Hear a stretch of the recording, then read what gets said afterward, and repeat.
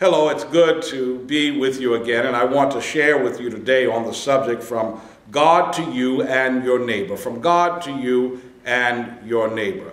In Leviticus chapter 19, verse 2 through 18, it reads, "Speak to all the congregation of the people of Israel, and say to them, you shall be holy, for I, the Lord your God, am holy. You shall each revere your mother and father. You shall keep my Sabbaths. I am the Lord your God. Do not turn to idols or make cast images for yourself. I am the Lord your God. When you offer a sacrifice of well-being to the Lord, offer it in such a way that it is acceptable on your behalf.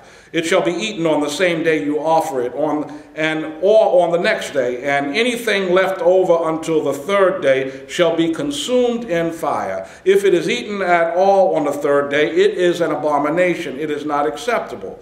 All who eat it shall be subject to punishment because they have profaned what is holy to the Lord, and any such person shall be cut off from the people. When you reap the harvest of your land, you shall not reap to the very edges of your field or gather the gleanings of your harvest. You shall not strip your vineyard bare or gather the fallen grapes of your vineyard. You shall leave them for the poor and the alien. I am the Lord your God. You shall not steal, you shall not deal falsely, and you shall not lie to one another. And you shall not swear falsely by my name, profaning the name of the Lord your God. I am the Lord. You shall not defraud your neighbor, and you shall not steal, and you shall not keep for yourself the wages of a laborer until morning.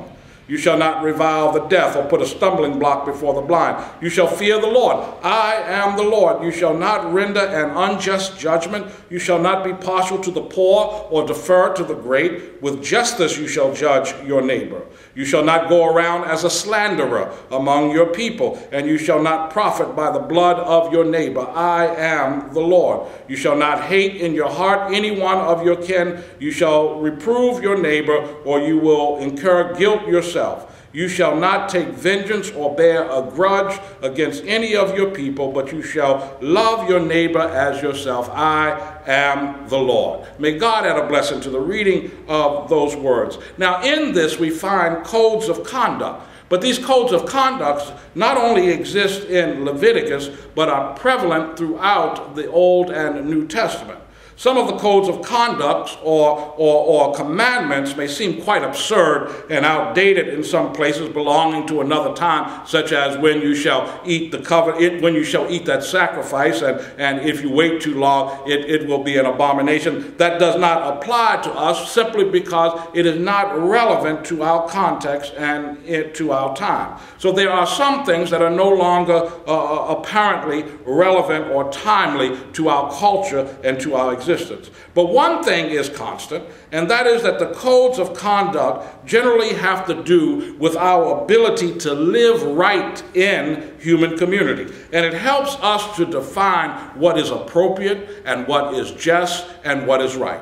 Now, these codes of conduct, they attempt to temper our self-centeredness and our greed, and seek to open our eyes to begin to understand the impact that our actions may have on others.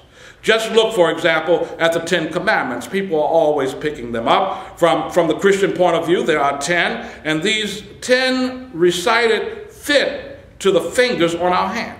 What I'm getting at is that these commandments are considered so important that they are packaged so that we can begin to memorize them and begin to recite them in rote, to be placed in memory so that eventually it could get to our hearts. There can be, for example, a commandment associated with the baby finger on the right hand, and another that can be associated with the baby finger on the left hand. The 10 are packaged in such a way as a device for memorization, and therefore to be able to commit them to our minds so that they might eventually get to our hearts.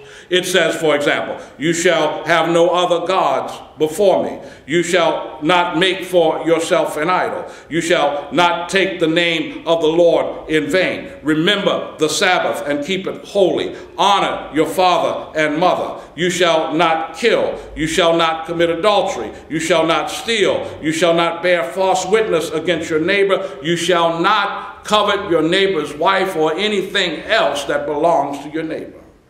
Then as we go on and we look at the continuing record here in the Old Testament, there are the words from Deuteronomy that speaks about the need to remember the Lord, that there is a divine will that is over us, and that we are not the divine will, but there is a divine will over us, and therefore our lives should be lived in human community in such a way that we are reconciled to God's will that demands justice, right relations, and care for one another. Deuteronomy chapter 6, verse 4 through 9 puts its advice in this way. Hear, O Israel, the Lord is our God, the Lord is alone. You shall love the Lord your God with all your heart, with all your soul, with all your might. Keep these words that I am commanding you today in your heart. Recite them to your children and talk about them when you are at home and when you are away, when you lie down and when you rise. Bind them as a sign on your hand and fix them as an emblem on your forehead and write them on the doorposts of your house and on your gates. Again, these are devices of memorization so that eventually we can internalize them, but not only internalize them, but eventually we will know what is right and what is wrong and how we should treat one another and how we should act towards each other. These are important enough to be remembered, but not only remembered, but also, as it says here, taught to our offspring. But the most important thing is that we get to a place where we needn't be able to recite them, but we will know, we will think, we will act in such a way that we will exemplify what is right or wrong. In other words, to live what we have internalized in such a natural way, and it becomes as natural as our breathing. But often, sisters and brothers, we get caught up in the specificity of the commandments, and we often miss its general intention. And that intention is that men and women must learn to live together in a spirit of mutual respect, the context of right and just relationships, and therefore create out of God's creation a renewed society and place where the Spirit of God dwells. Paul writes later on to the church in Rome, in Romans chapter 2, verse 14, he writes these words. He says, when Gentiles who do not possess the law do instinctively what the law requires, these, though not having the law, are a law to themselves. They show that what the law requires is written on their hearts, to which their own conscience also bear witness. We find that as dynamic words. In other words, eventually in our spiritual development, in our spiritual growth, as we study God's word, as we look at what God's intention for all of humanity, that we be equals to one another, that we are respectful of each other, that we live in a context of mutuality and a context of justice and peace, then we begin, in a sense, to know what is right and wrong. Brothers and sisters, the implications are simple. And that is, if we fill our knowledge with the idea of right and just relations and open our hearts to see the wrong that is done to others in our world, and I'm talking about to really see it and not to excuse it, and then correct that wrong, then we begin to create a world and society that is under the divine and loving will of God. Our work not only begins at home, but our work is all around the world. Wherever people yearn to be free and are forced to live in dire poverty, in ignorance, shackled, and people are forced to live in despair, then we should remember what has been placed in our hearts, what we have internalized.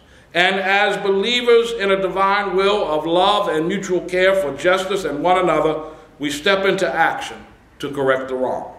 As we spiritually grow, we seek out the will of God, we memorize it, we internalize it, and then we begin to live it.